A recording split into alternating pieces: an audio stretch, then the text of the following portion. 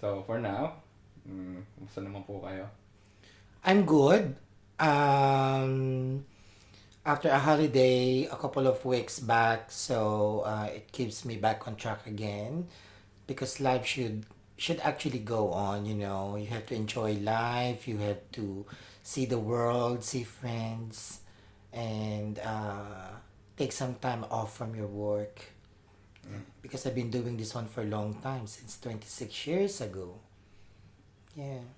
How was your kumusta yung trip? How was your trip? Well, we had a long drive in south of Wales, and I've been really dreaming of seeing those places. Although at this time the weather is not that really impressive, but it's good. Friday was really sunny, so we managed to enjoy the scenery around Wales, the coast, and the culture, which is really beautiful. How do you feel about the trip? It's amazing because I met all my friends.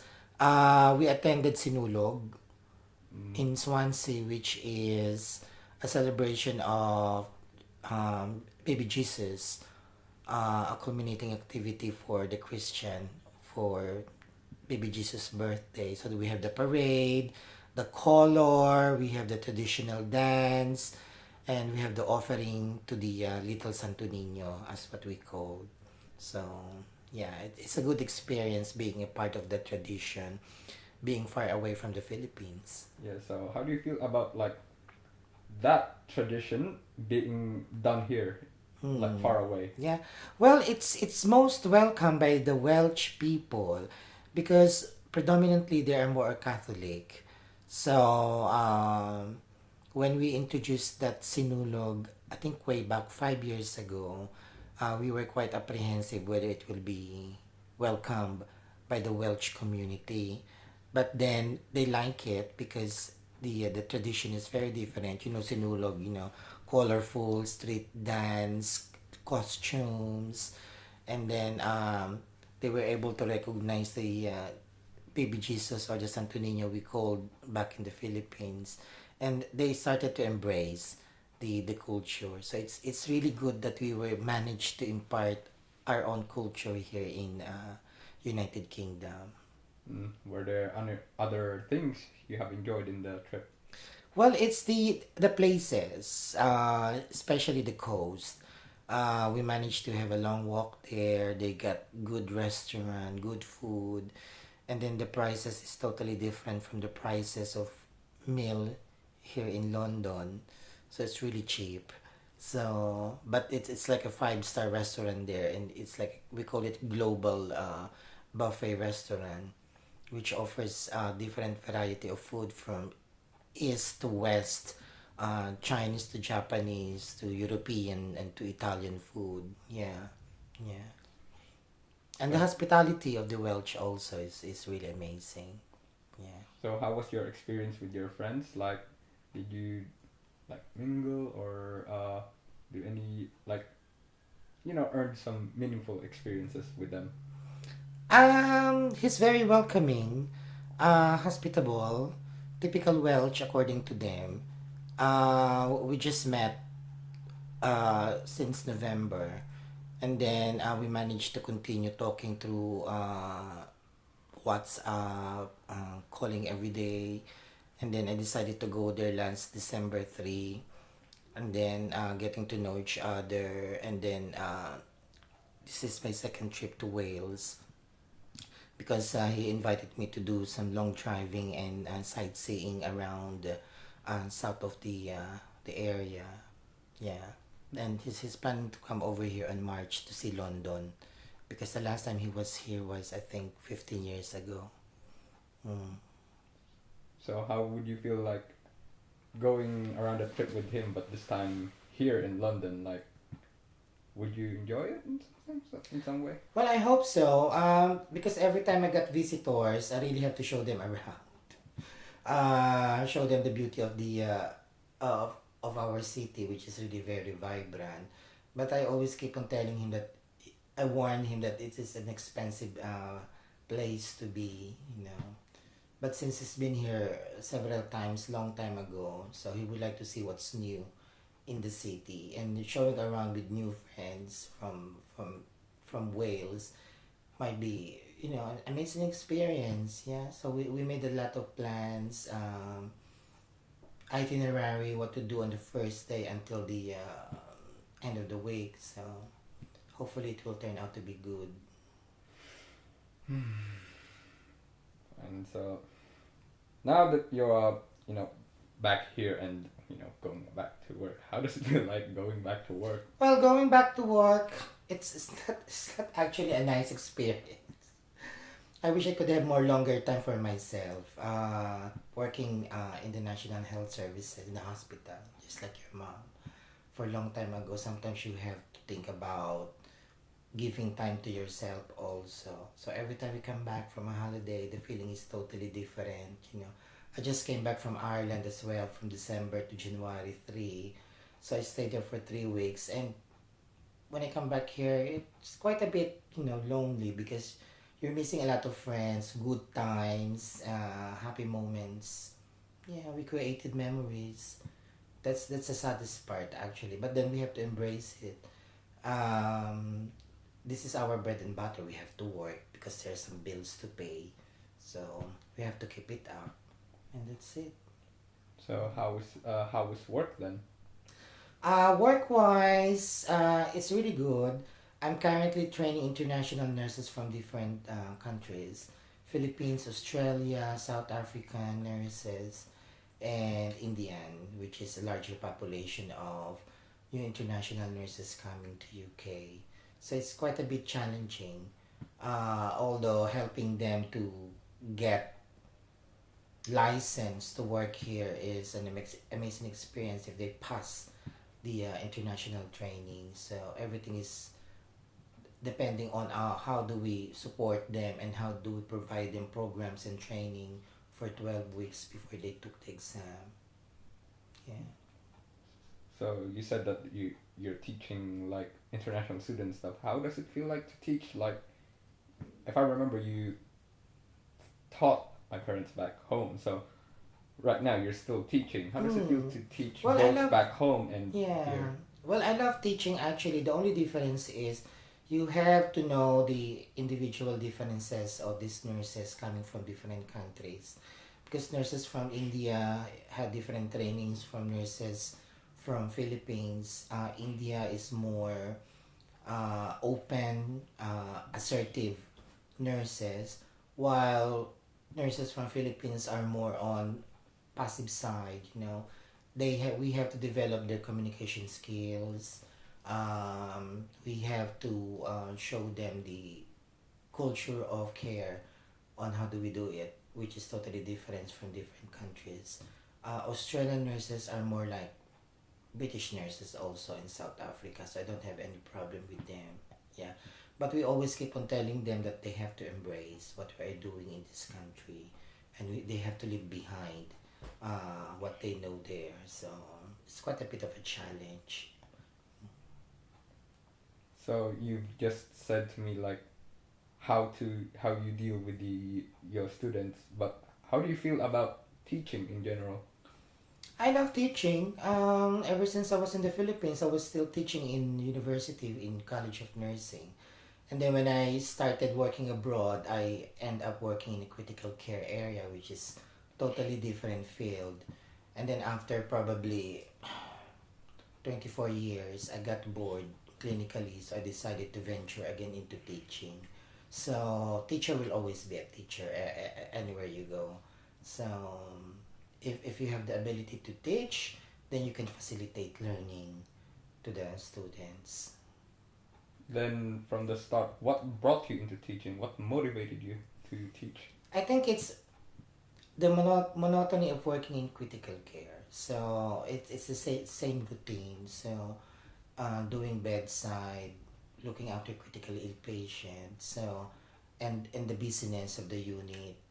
So I think it's about time for me to slow down, take a bit of a rest, breathing from your work. And teaching is a good opportunity because it's flexible. You're working 9 to 5, Monday to Friday, so you always have a rest during weekend. So, and since I moved into private hospital, the pay is much better than what I'm getting from NHS. Going back even further, I mean, you started teaching because you were like, you want a bit more flexible time and a bit less boring experience. But you're teaching in the field of medicine. But why medicine from the start? Because that's actually my specialty. If you develop your own specialty, then you have the knowledge to impart and share what you know to the students. You can train them very well because you know what you are doing, you know what you're talking about, and then the challenge of fast changing in nursing profession is very quick. So you have to share that experience also to the students. So yeah. Well, going back a bit again, what really motivated you to study teaching before even like being actually in the profession? Like, what motivated, what interested you in studying medicine before you even teach? Mm. Well, before I become a nurse back home, I had already some teaching experience during college day. My dad doesn't want me to become a nurse, but I would like to become a nurse during that time. But then I end up going to a teaching school in Manila, which is the easiest way because I don't want to stop going to college. And then I started loving the my training there as a teacher. I managed to teach for 3 years after that, and then save my own money, and then pursue my own dream to become a nurse. And then when I finish nursing, because I've got teaching qualification, they hired me to become a clinical instructor. So I cannot get away from teaching actually, because of my qualification. So Well, like why did you badly want to pursue nursing even though you already went into teaching and stuff? well, back home teaching don't have money in teaching. And then everybody's going abroad. There's a quick way to work in the Middle East during that time if you're a nurse. So that's why I decided to venture into nursing, clinical. So and then I got that opportunity way back 1991, moving to Saudi Arabia, and then again they saw my teaching experience, so they hired me as a nurse teacher. So I really cannot get away with that. So I was teaching local nursing students way back in the Middle East also, and then at the same time I work in a critical care unit. Yeah, for how many years?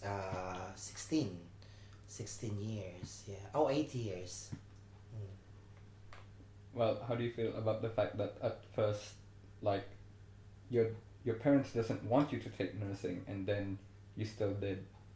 Yeah, because no one in the family knows about medical issues.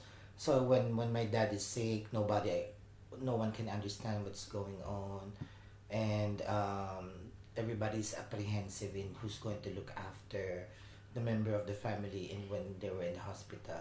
So when I started to become a nurse, I was able to explain to them what's really going on and understand what's really happening. Uh, It seems like they have accepted that it's actually beneficial. How did you feel that you actually contributed to your family in terms of like the the thing that you want the most, the thing that they previously hmm. don't want you to do, actually help them? Well, when I was still a teacher, I can still provide them some basic necessity. But then when I started working abroad as a nurse, was able to provide them everything that they need.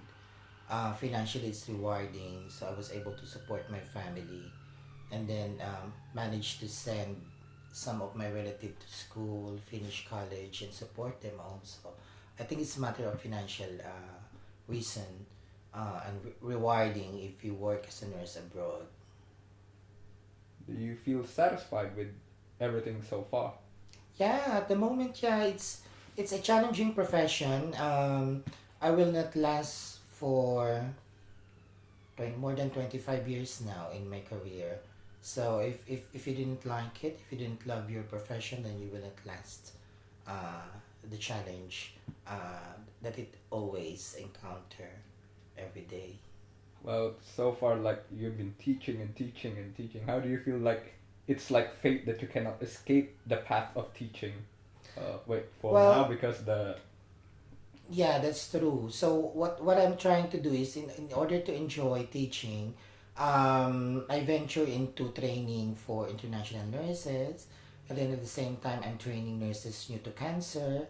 I'm also training nurses new to the hospital. So there is a variety of knowledge that I'm sharing with the nurses. I'm also dealing with students, so we are training them how to become a good nurse. So it's not quite a boring profession because there's a variety of approach and subjects that you can teach. Unlike when you're doing clinically, so it's like a routine. You know, you come to the work, receive handover, clean the patient, attend the doctor's need, give the medication, and then go home. So the next day it's still the same. So and then you're working night as well, which is not quite good, and I don't like doing night. So yeah. so what makes the variety then for like teaching in the medical profession?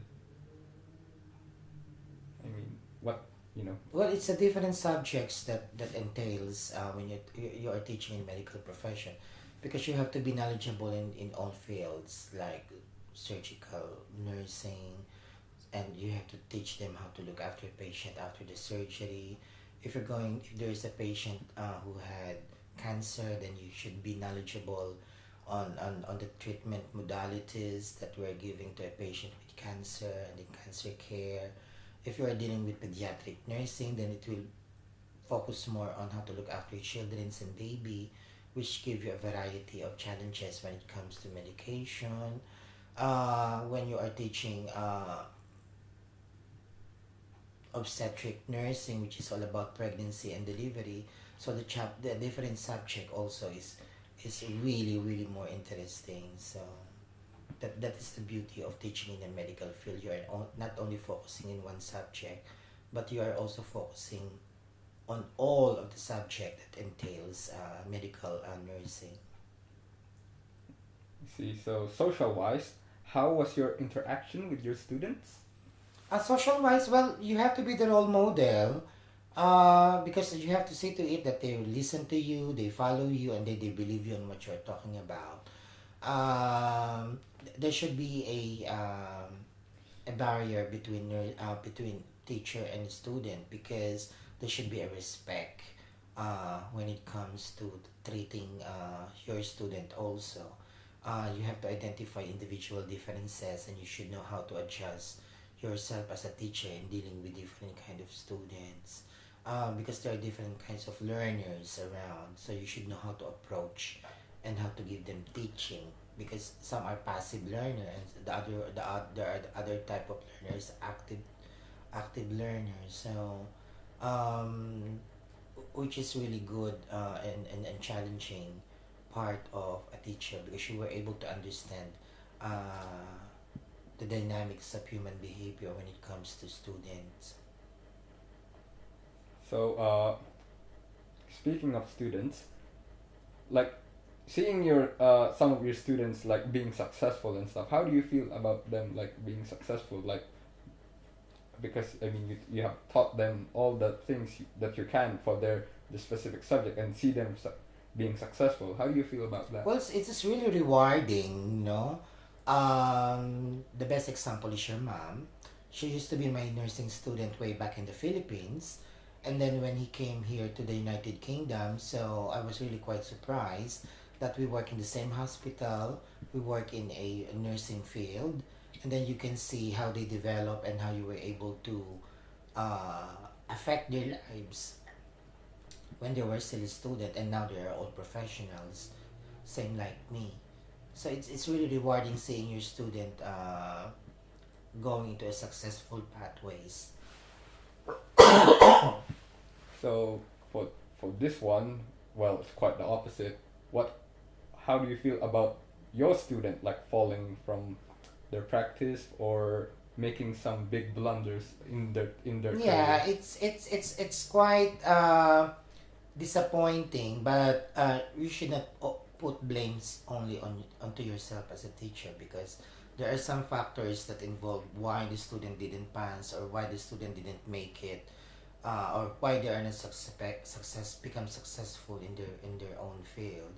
Um, that is something you have to identify, because if you will keep on blaming yourself because you failed a student and they didn't become very successful, then you will end up having miserable career as a teacher.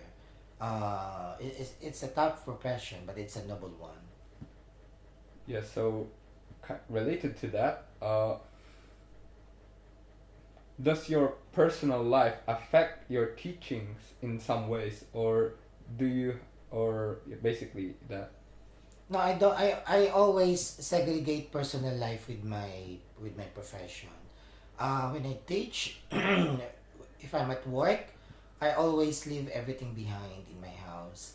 So if I have any problem with my personal life, I see to it that it doesn't affect my work and my career. So you can give some experience, related experience to your life. You can share it, but in as much as possible, you should not let your teaching or your career affects what's going on with your professional life, because in the end, you will lose the game. So were there any unique experiences or like events during recently during your work as a teacher? Yeah, because we are getting a lot of experience, bad experience, and from time to time. Separation from your loved ones, or death in your families, which is quite difficult to handle. But recently is the breakup from my partner. So, but I know how to stand up when I'm at work, even though you have a heavy heart, while carrying out your profession. But because of your dedication that you have to value, then you have to focus more on what you are doing if you are at work. And then at home, then it's about time you have to think about your personal problems. So it's only how you're going to carry yourself professionally when you are dealing with some problems.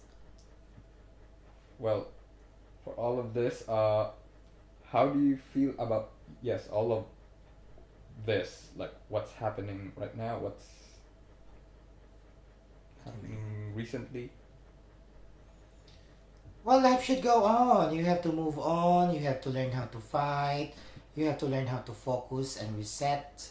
You should always keep aiming for your dreams. Don't let bad things affect you all throughout your life, because it's not good experience, to be honest. If you're going to let your job affect with your personal life, then it's your loss.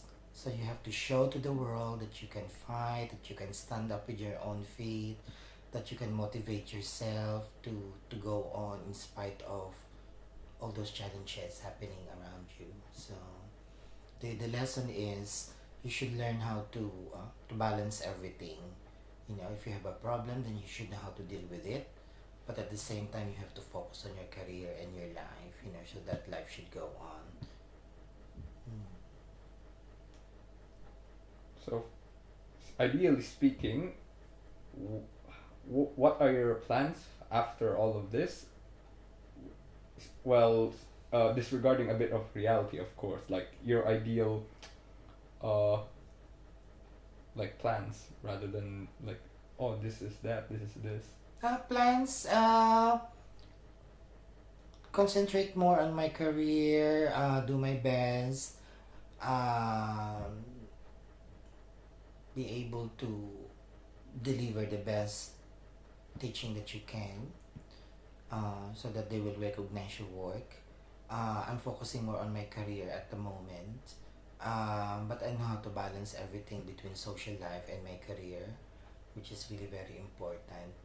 But you should know how to value your work, to be honest, and you should not let uh, personal problems or challenges affect you, because it will pull you down. So,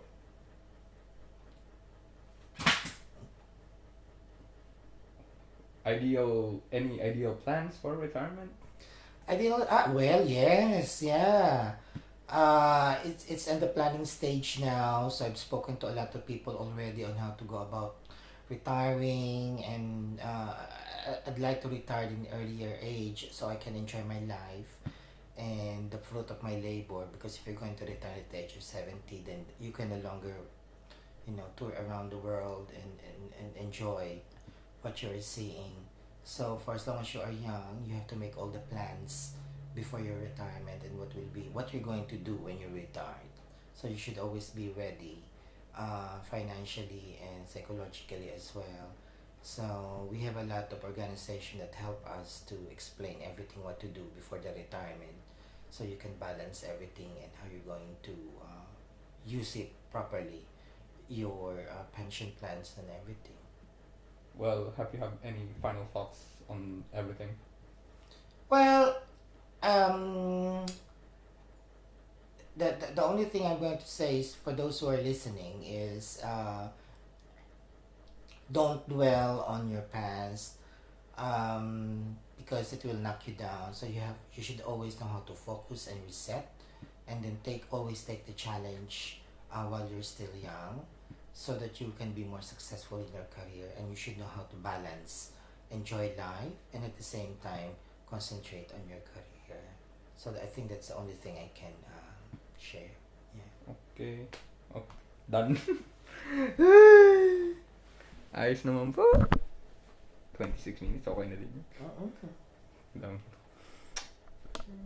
That's good. Oops.